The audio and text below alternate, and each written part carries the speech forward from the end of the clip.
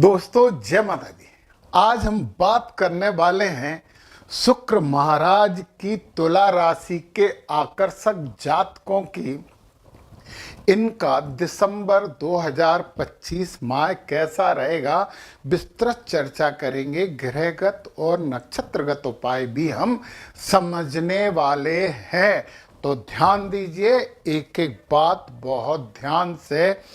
आप लोग बहुत आकर्षक होते हो, आपकी बातें लोगों को अच्छी लगती हैं, परंतु यार डिसीजन मेकर थोड़े से कमज़ोर होते हो।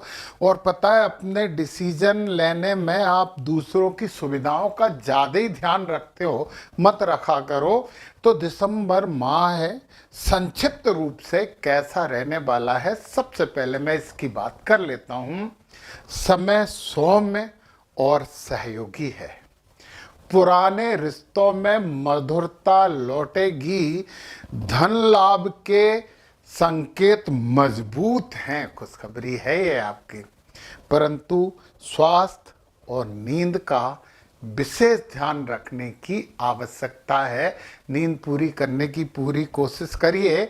और यदि आप शुक्रवार को गुलाबी या सफ़ेद पुष्प महालक्ष्मी, महाकाली, माँ सरस्वती में से किसी को भी अर्पित करते हो तो इस समय की शुभता और बढ़ जाएगी। अब मैं ग्रहों की बात करने वाला हूँ। उससे पहले एक जानकारी दे दूँ कि 2026 एक एक महीने का राशिफल, नक्षत्र फल मैंने बनाया है, जिसकी लिंक डिस्क्रिप्शन में है। आप उसे ले सकते हैं और 2026 के हर माह को और शुभ कैसे बनाना है ये समझ सकते हैं। दोस्तों, अंतिम परिणाम हमारे कर्मों पर निर्भर करता है, तो कर्म में परिवर्तन करके भाग्य में भी परिवर्तन किया जा सकता है। वो ही बात हम दिसंबर माह के लिए समझ रहे हैं। तो तुला राशि के जात को समझिए आप। ये है आपकी लग्न और इसमें बुध बैठे हैं। और जब लग्न में बुध बैठे होते हैं, शुक्र महाराज के मित्र हैं, तो थोड़ा सा आपके व्यक्तित्व में एक बुद्धिमत्ता आ जाएगी। परंतु बुध वो बुद्धिमत्ता देते हैं जो खुद के लिए, और आपको सबसे ज्यादा इसकी जरूरत है, क्योंकि आप दूसरों के लिए बहुत बुद्धिमान हो जाते हो, खुद के लिए थोड़ा सा कम सोचते हो। परंतु अभी आप सोचेंगे। परंतु ये बुध महाराज जो है ना, वो 6 तारीख को यहां से शिफ्ट होके यहां चले जाएंगे धन भाव में और अच्छे हो जाएंगे। परंतु मंगल की राशि में जाएंगे तो थोड़ा सा अनकंफर्टेबल महसूस करेंगे, परंतु जाएंगे। अभी हम दूसरी बात करते हैं। ये धन भाव है, कुटुंब भाव है और वाणी भाव है। यहाँ पे सूर्य, मंगल और शुक्र बैठे हैं और 6 तारीख को ही बुध भी यहाँ पधार रहे हैं। परंतु यहाँ पे जो मंगल है वो 8 तारीख को इधर आ जाएंगे, मंगल 8 तारीख को इधर आ जाएंगे और शुक्र 20 तारीख को इधर आ जाएंगे। तो 20 तारीख तो महीने के अंत में ही मान लेते हैं अपन। परंतु सूर्य ने मंगल और शुक्र को अस्त कर दिया है। तो ध्यान देखना, आपका ईगो, आपका अहंकार तो बड़ा चढ़ा रहेगा, परंतु जब ऊर्जा की बात आएगी आप कमी महसूस करोगे और विचारों में कहीं ना कहीं संक्रमण जरूर होगा। शुक्र को अस्त कर दिया है। आप अच्छा बोलना चाहोगे परंतु आप बोलोगे नहीं अच्छा, क्योंकि शुक्र अस्त है सूर्य से। आप वो बोलोगे जिसमें कहीं ना कहीं थोड़ा सा अहंकार होता है। परंतु यह बुध महाराज भी आ ही रहे हैं, तो वाणी में ओस तो होगा। और धन, सूर्य महाराज हैं, धन जरूर आएगा। वो कहते हैं कि सूर्य से 7वां घर चमकता है, तो चमका लो। ये रिसर्च का भाव है, ये गूढ़ विद्याओं का भाव है, ये इंश्योरेंस का भाव है, ये माइंस का भाव है। इससे रिलेटेड काम करोगे तो चमकोगे, ये तो पक्का है। और जब सूर्य यहाँ पे आके 16 तारीख को सूर्य महाराज यहाँ आ जाएंगे तो बहुत अच्छे। परंतु ये सब अस्त रहने वाले, मंगल, शुक्र और बुध भी अस्त हो जाएंगे। तो बुद्धि, ऊर्जा और लग्जरी, तीनों को सूर्य महाराज ने अस्त कर दिया है। तो यार ठीक करने के लिए जिसने दर्द दिया है उसी को से दबा लें। सूर्य भगवान की जितनी आराधना कर सकते हो करिए, हनुमान जी का चालीसा करिए, गणपति जी की आराधना करिए, माता लक्ष्मी को मनाइए, बिल्कुल अच्छा होगा, होगा ही होगा। यदि ये करोगे, हाथ पे हाथ धरे तो नहीं बैठ सकते, कर्मण्यवाधिकारस्थे वाला सिद्धांत आपको अपनाना ही होगा।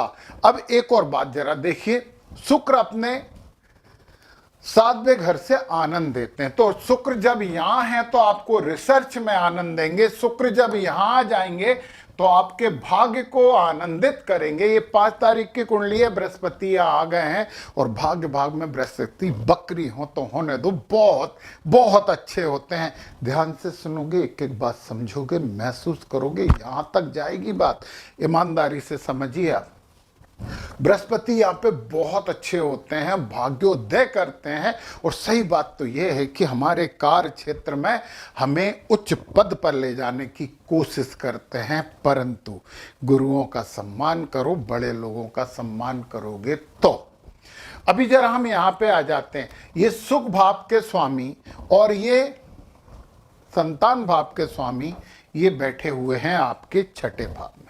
शनि महाराज कह रहे हैं यहां बैठ के कि सेवा में मेवा है, थोड़ी सी हड्डियों से संबंधित बीमारी, स्किन से संबंधित बीमारी से सावधानी बरतना, परंतु जितनी सेवा भाव रखोगे उतना मेवा पाओगे, क्योंकि शनि जिस घर में बैठते हैं उसके फल अच्छे से देते हैं, अच्छे फल देते हैं, देर से देते हैं परंतु देते जरूर है। परंतु शनि की 7वीं दृष्टि 12वें भाव पे थोड़ी सी नींद की डिस्टर्ब करेंगे, कभी कभी घुटने मुड्डे हड्डियों में दर्द होगा तो उस वजह से ऐसा लग सकता। सर्दी के दिन तो वैसे भी चल ही रहे हैं, और वो कहते हैं कि शनि महाराज की 3री दृष्टि है अग्नि परीक्षा, 1 2 3 ये अग्नि परीक्षा। परंतु इस अग्नि परीक्षा से तो आपको अभी 16 तारीख तक सूर्य शुक्र ये सब बचा रहे हैं, परंतु ये बात ये है कि यदि रिसर्च के क्षेत्र में जुट जाते हैं, आप गूढ़ ज्ञान लेने की ईमानदारी से कोशिश करते हैं,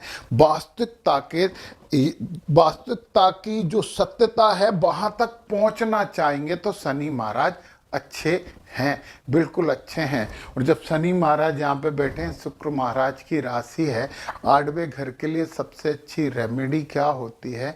सबसे अच्छी रेमेडी होती है शमशान घाट में कुछ ना कुछ थोड़ा बहुत दान दे दिया जाए, उनके कर्मचारियों को कुछ दिया हो जाके, आपका शनि का ये 3री दृष्टि वाली समस्या पूरी खत्म हो जाएगी।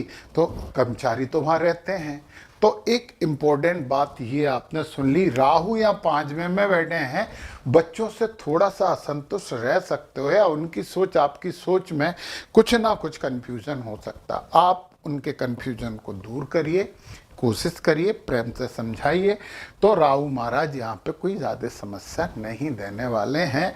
और केतु बैठे हैं लाभ भाव में, लाभ भाव में फ्रेंड सर्किल वाले भाव में सामाजिकता, यार इससे अलगाव प्रदर्शित मत करना, लोगों से जुड़ना, तो केतु के दुष्प्रभाव खत्म हो जाएंगे। और अब सबसे इंपॉर्टेंट और सबसे महत्वपूर्ण बात मैं कर लेता हूं, और वो है गुरु महाराज। ये है आपको आशीर्वाद, मई तक चलेगा ये आशीर्वाद, तो खुश हो सकते हो। अकेला गुरु आपकी पूरी कुंडली संभालने की क्षमता रखता, आकाश तत्व बाकी पूरे तत्व इसी के अंतर्गत आते हैं। तो गुरुओं का सम्मान करना, गुरुओं की सेवा करना, गुरुओं को प्रसन्न करना, गुरु नहीं है तो किसी को भी गुरु बना लेना। किसी को भी क्यों बना लें, आपको जो भी इष्ट हैं उन्हें गुरु बना लें, आप देवी हो या देवता हो, उन्हें गुरु बना के उनकी सेवा करना, तो निश्चित ही गुरु आपके लिए बहुत फायदेमंद होने वाले हैं। 1 2 3 4 5 भी दृष्टि आपके लग्न पर डाल के आपको विद्युता पूर्ण व्यक्तित्व दे रहे हैं। तो यहां पे वो बृहस्पति जहां बैठते हैं उसमें थोड़ी सी कमी करते हैं, परंतु इस भाव में तो नहीं करते।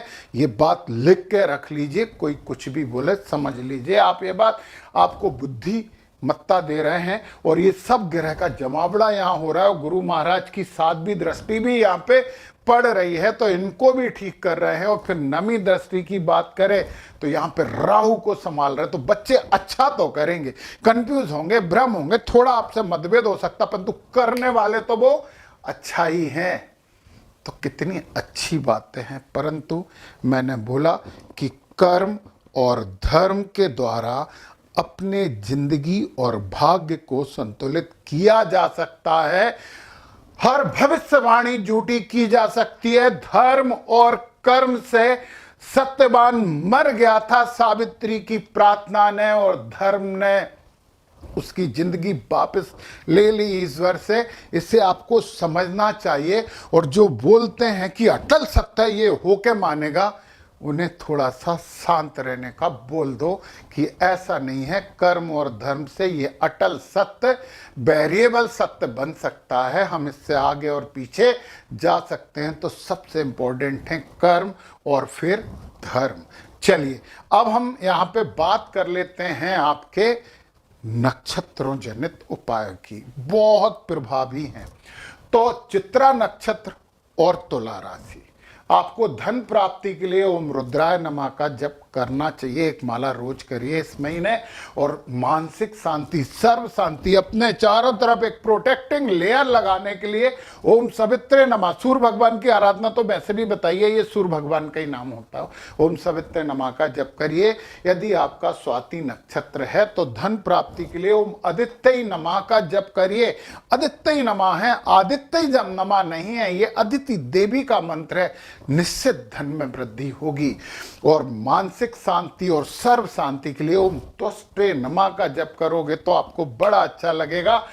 स्वाति नक्षत्र वालों की बात की थी। अब मैं विशाखा नक्षत्र वालों की बात करूं कि आपका विशाखा नक्षत्र है और तुला राशि है। धन चाहिए तो गुरु महाराज को मना लो। ओम बृहस्पति नमः, इसके देवता बृहस्पति होते हैं तो ओम बृहस्पति नमः। और सर्व शांति के लिए ओम वायवे नमः, देवता नहीं होते, इसके लिए धनदायी बृहस्पति देवता वाले नक्षत्र होते हैं। और सर्व शांति के लिए, पूरी प्रोटेक्टिंग लेयर के लिए अतिमित्र नक्षत्र का मंत्र है ये। ओम वायवे नमः का जप करिए, आपको निश्चित ही आनंद प्राप्त होगा और आप बहुत अच्छा कर पाएंगे। एक बार फिर से मैं बता दूं, 2026 के हर महीने का अलग अलग राशि फल, ग्रह जनित और नक्षत्र जनित उपाय मैंने बनाए हैं। ये ऐप जनरेटेड नहीं है। आप नीचे डिस्क्रिप्शन में क्लिक करके इन्हें प्राप्त कर सकते हो और हर महीने को और शुभ बना सकते हो। जय माता दी।